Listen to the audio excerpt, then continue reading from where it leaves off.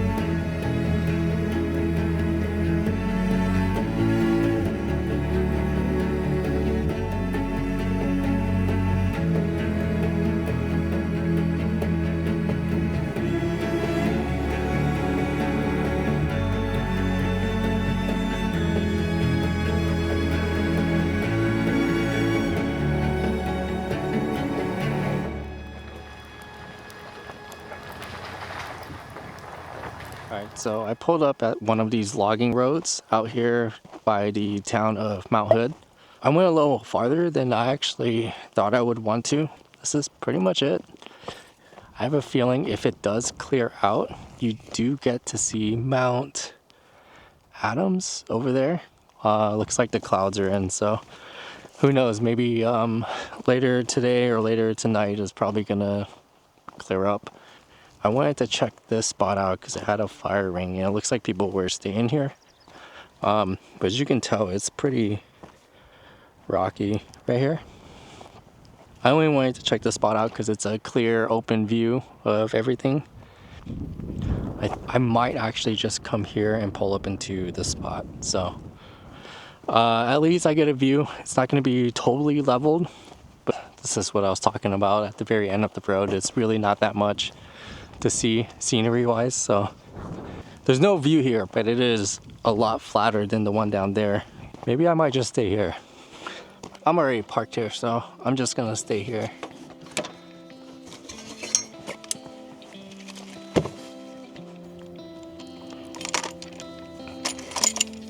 If you guys are ever curious on if the disco series is worth it, I think it's worth it.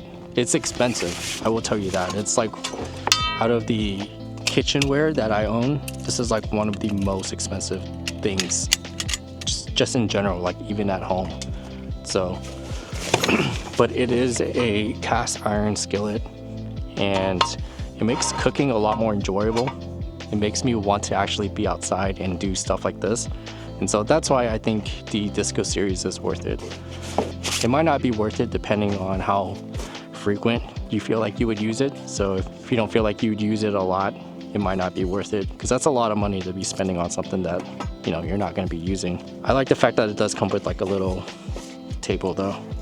Makes things kind of a lot more convenient. I forget that people can ride their bikes and stuff here. It's pretty cool. As I was driving up there, I actually saw the trail. It looks pretty fun if you actually had a dirt bike or something. So the dish I'm making is a Thai dish called Pad Kra Pao. Traditionally, you would want to use like holy basil, which you can't really find here, or you can't find a whole lot here. I knew I wasn't gonna cook rice here, so I made it ahead of time. So how you would want to do this is you want to ground up some Thai chilies. I have red Thai chilies right here, and then some garlic. I like mine to be a lot more on the garlic side than the spicier side, because I feel like the more spicier it is, the more flavor it kind of takes away from like the meat, which is in this case ground turkey, just because I'm like trying to cut weight. So traditionally you would use beef, I think. Honestly, your source of protein really doesn't matter when it comes to like dishes, especially Thai dish. You can almost choose whatever protein you want, whether it's like chicken or pork or whatever it is. There's always a substitute, and I think that's kind of one of the cool things about Thai dishes is you choose whatever you want, and then garlic,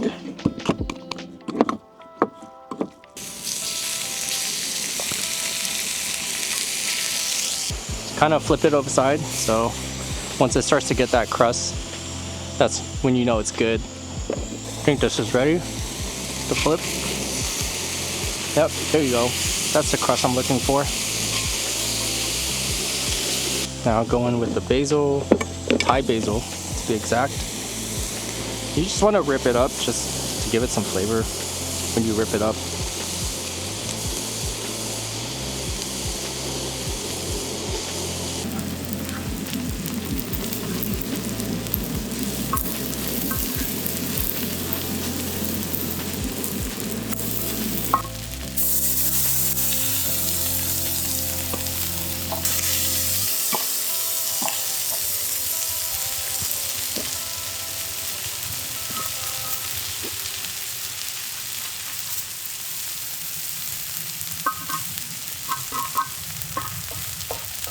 I didn't realize it, but if you go this way, this clear opening points to Mount Adams, which is right there. So it's actually a pretty sweet camp spot if the clouds wasn't in the way. Really debating if I should actually stay down here. Kind of early to decide though, honestly. But anyways, let's eat, and then I'm gonna start planning, and then I'll let you know what I decide. Dude, it tastes so much better eating off like a skillet, do you know what I mean? So I have so much more exploring to do, and I do want to do some more exploring, especially around this area. It kind of looks really neat. Yeah, gonna pack up. I think that's about it. Probably gonna pack up and head out.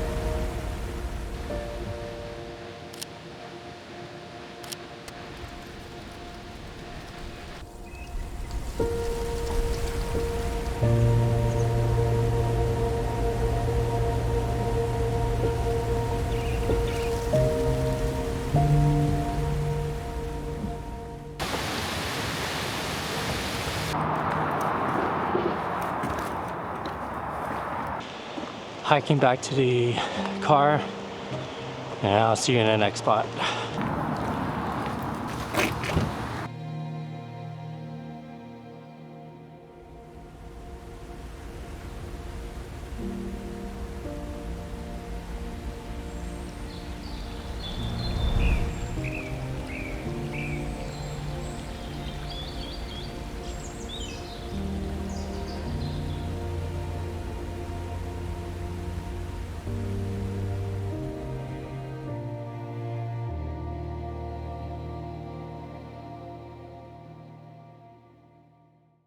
A lot longer than I actually thought it was. All Trail said it was like 4 miles round trip. Felt a lot longer than that, but either way, super cool spot. It's been on my list for quite some time, so I'm actually glad that I got to check it out. Lawrence Lake was a great spot, but all the spots were taken, and It might be a blessing in disguise because Trillium Lake is, I think, one of the best spots for photos, and if you were going to do any night shots, or if you ever wanted to do Milky Way with Mount Hood in the background, Trillium Lake is probably the best spot to do that. It's going to be about 30 minutes, and I'm going to get there and it's going to be pretty dark by the time I'm there. I highly doubt I can get any campsites there, but I know there's some dispersed camping around Trillium Lake, so that's what I'm mainly going to look for. Alright, so it's currently 1 in the morning. Frankly, I'm surprised I even woke up to do this, but as I was taking photos last night of Trillium Lake, some photographers said that they were going to come back at 1 in the morning to take some Milky Way shots. Told them that I joined, and so here I am. I'm pulling into the day use picnic area where everyone's gonna meet up, so yeah, hopefully we can get some good shots of the Milky Way, and yep.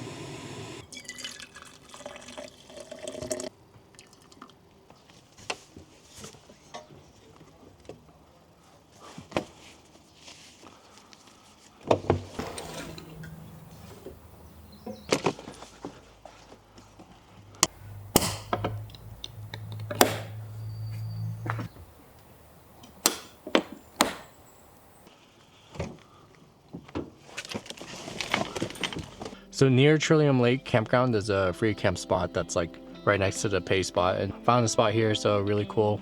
Super fortunate because this place is super busy. So the plan for today is actually to head an hour east to a place called White River Falls, then head back to Portland to grab some stuff. I'm actually running really low on water, so I need to grab some water, refill the water port, or else it just starts rattling and stuff. So gonna do that and check out some other things around Portland. So yeah, I'll see you guys there.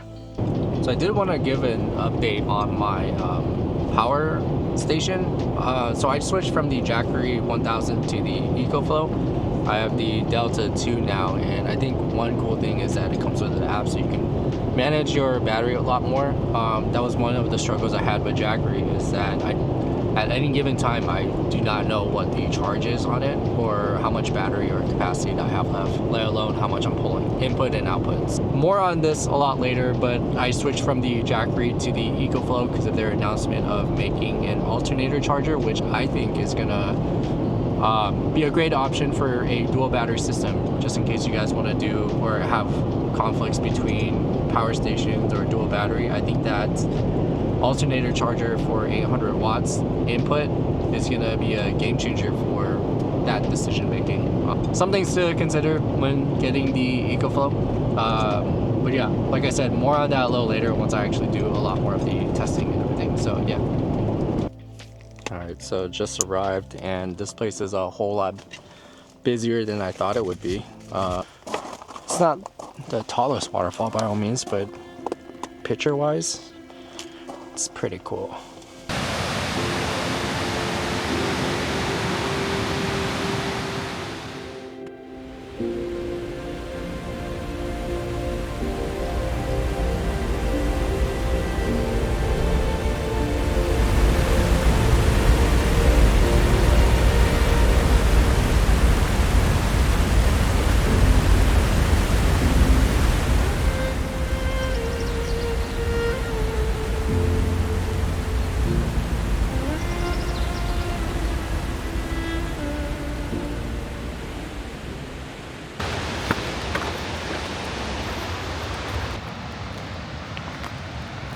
Alright, so that was White River Falls, and you can see why. It's actually a really cool place. It's crazy to see that that's a place out here in the middle of Oregon and somewhat in the middle of a desert. Yeah, so anyways, heading back into Portland, heading back into town, and then we'll go from there.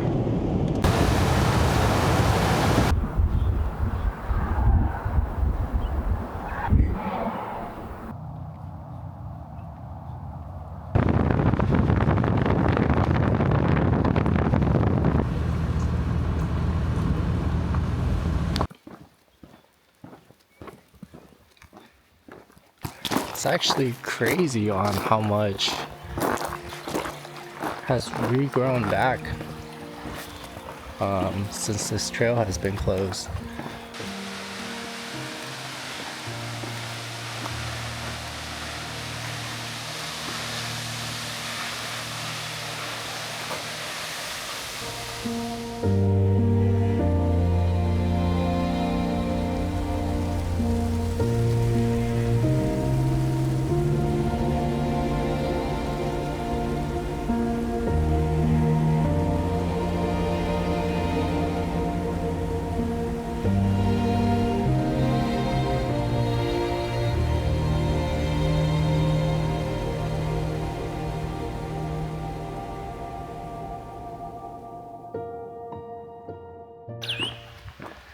Yeah, these birds are loud.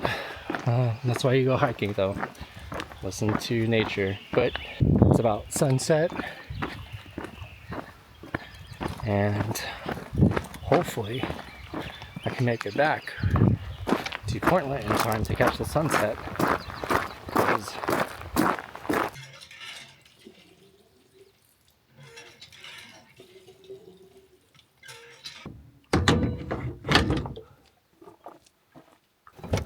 and that's actually how I fill up my water gallon or my water port.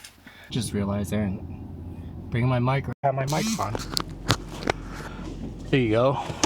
Now it should sound a whole lot better. The plan is to go back to the Vista House or the Woman's Farm. I think that's what the viewpoint's called, and do sunset shots there. It's currently 7 o'clock and highly doubt I can make it, but I'm gonna try if I can find my way back.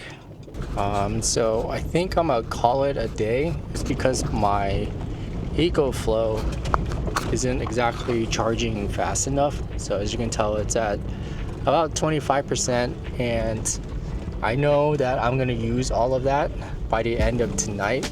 And so keeping my fridge on is honestly overnight, keeping my fridge on is gonna deplete a lot of that. And if it gets cold, well, relatively any more cold than it did last night, I'm gonna have to grab my electric blanket and turn that on for a little bit. And I know that's gonna deplete the EcoFlow quite a bit. Like I said, I think I'm gonna call it after that and probably head back home. Okay, so this will wrap up the entire video. I'm glad I got to do a lot of the waterfall chasing that I've been trying to do, astrophotography, and just more exploring around the Mount Hood area. If you do want to check out some of the photos that I did get along this trip, check out my Instagram, I'll link it below. But yeah, like I said, that wraps up the entire video. All right, take care guys.